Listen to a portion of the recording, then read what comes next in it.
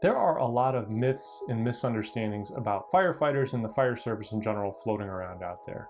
And in today's video, what I want to do is address three of the major ones that I've heard several times over, talk about how there are some truths to some of it, but really explain why the fire service operates the way it does and where these myths and misunderstandings go wrong.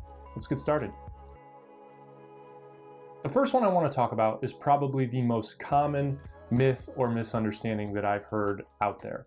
And it is that there are less fires today than there were 10, 20, 30, 40 years ago, but there's more firefighters, and that doesn't make sense. We should be having less firefighters if we have less fires.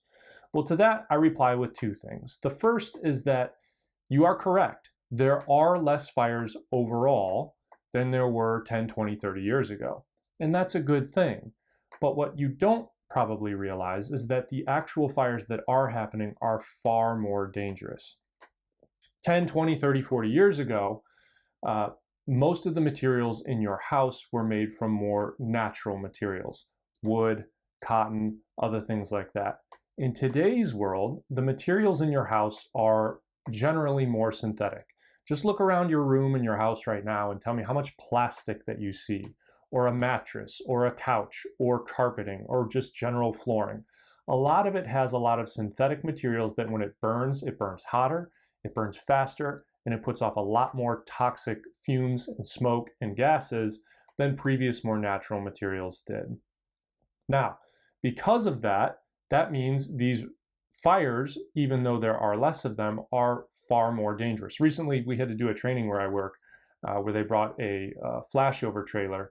And part of the training was you did a 2 or 3 hour class prior. And what they did is they showed us a video of a simulated room of natural materials, wood, cotton, things like that, things that you used to see in homes more frequently 40 years ago versus one of more synthetic materials. And it was amazing how much faster this room burned and it flashed. If you're not sure what a flashover is, it's essentially when a fire is burning, it puts off obviously a lot of smoke. Well, within that smoke, there are unburned particles.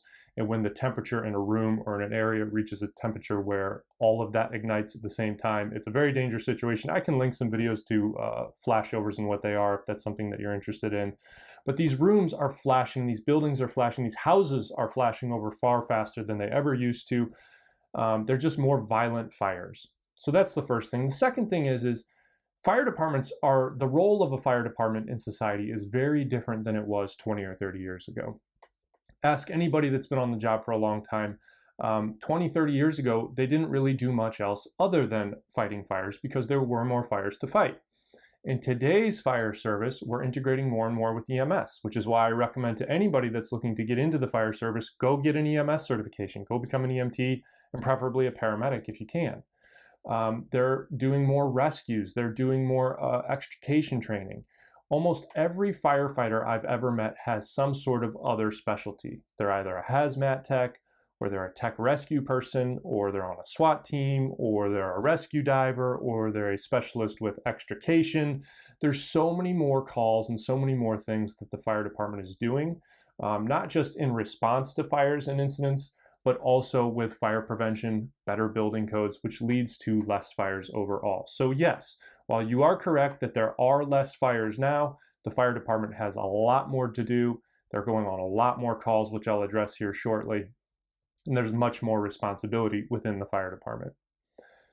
The second myth that I want to address is that firefighting is a cushy job. Now, there may be some truth to that at some departments, some stations are busier than others, especially in large departments where the department is spread out over a large district or a large city. You might have a more urban or more centralized station that runs more calls per station than maybe a station that's a little bit further out. That's not uncommon. But to say that firefighting is a cushy job is just simply incorrect. And what a lot of people will reference first is they'll reference the typical firefighter schedule. Now, I actually did a video on different firefighter schedules, and if you're interested in that, I'll link it right here. But what they talk about is the standard traditional firefighter schedule is 24 hours on, 48 hours off. And what they talk about is how there's not much going on over those 24 hours, and that is generally incorrect. not only are you running calls, but you're doing a lot of fire prevention, you're doing a lot of maintenance, you're probably doing a lot of training. There's a lot going on over the course of that day. But also, the day doesn't stop at 5 p.m. like most other people's jobs do. You're up running calls all through the night. So even though it might seem great that you only work for one day and then you're off for two, your chances are you're going to be very tired the next day. On top of that, working a schedule like that can be tough on families. Maybe your kid has a basketball game or some sort of event. I don't know, whatever your kids are into, whatever they do. If you're working that day, you don't get to be there for that. It's hard on marriages, it's hard on families, and it's more difficult than it seems. Now, are there a lot of perks to it? Yeah, absolutely. There certainly are. But to pretend that just because the schedule is the way it is just makes it a cushy job, that's pretty misleading. The next thing is 2/3 of the fire service is volunteer, which if you're unfamiliar with how volunteer firefighting works is volunteer firefighters typically will carry a radio, or I guess now with cell phones, I'm sure there's apps that alert you instead that are better than radios. But you sign up to be a volunteer on the fire department and you go about your day working your normal job, doing whatever you're doing with your family or at work or whatever. And when a call comes in, you drop what you're doing and you go do whatever firefighting duties you need to do. Maybe it's an EMS call, maybe it's a fire call, whatever it is that you're doing. They don't get paid that much and it's inconvenient for them. And to say that these people that are doing this voluntarily for their community is a cushy job, again, it's just not true and it's misleading. And then finally, the last thing that goes with the cushy job, and this kind of ties in with what I said earlier about the greater responsibility of the fire department. Fire departments are fielding way more calls. And I have some statistics here, and I got these from the NFPA, and I'll put all the statistics down in the links below as well. But in 2010, all calls fielded by fire departments, and this includes fire calls, EMS calls, hazmat calls, mutual aid, all the calls fielded by a fire department were just over 28 million in 2010. This is nationwide. This is just in the United States.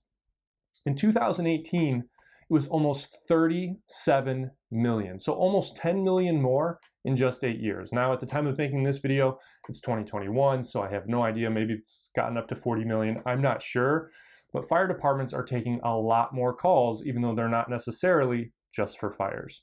So again, the idea that firefighting is a cushy job, yeah, some places might be a little bit easier. They might field less calls than others, but it's by no means a cushy job.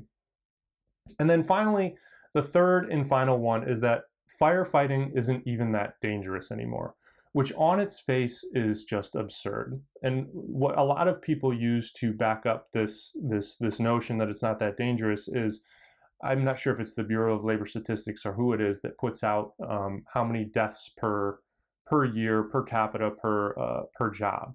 And I think loggers always come at the top of that list. I think deep sea fishermen, or like the Alaska crab fishermen, I think they're usually pretty high on that list. Well, firefighting used to be on that list and it no longer was. Sometimes it jumps on and jumps off.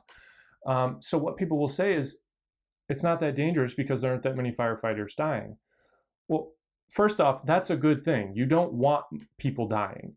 The second thing is just because people aren't dying doesn't make it inherently dangerous. There's a lot of dangerous things out there that are done safely and done correctly that people don't die or get injured, but it's still a dangerous thing to do. And firefighting is one of those things. The second thing is there's a lot of reasons for that. We have better gear now. Our gear is able to withstand much, much better heat and smoke and just toxic chemicals that you're exposed to, better training, more knowledge. I mean, ask anybody that's been in the fire service for 20, 30 years and ask them what it used to be like 20, 30 years ago versus what it's like today. Completely different. And we paid a very, very high price for that as a society to learn these lessons as to what makes firefighters safer. Firefighters used to die a lot more frequently than they do now. That didn't just affect the fire service, that affected their families, that affected their friends, that affected their community. So we paid a high price for the knowledge that we have today. And because we have that knowledge does not mean that it's no longer a dangerous job. It's certainly still dangerous, but we just know more about how to handle it, how to mitigate it. So as always, I hope you guys found this useful. I hope you found this helpful. If you did, give this video a thumbs up, consider giving it a like, and consider subscribing to the channel. I'm now doing lives on this channel where I will jump on for an hour or two. You guys can come in and ask any questions you want about becoming a firefighter, what firefighting's like, fitness, whatever you want to talk about really. So I'll do that frequently. Be sure to click the notification so you know when I am going live, and I will see you guys in the next video.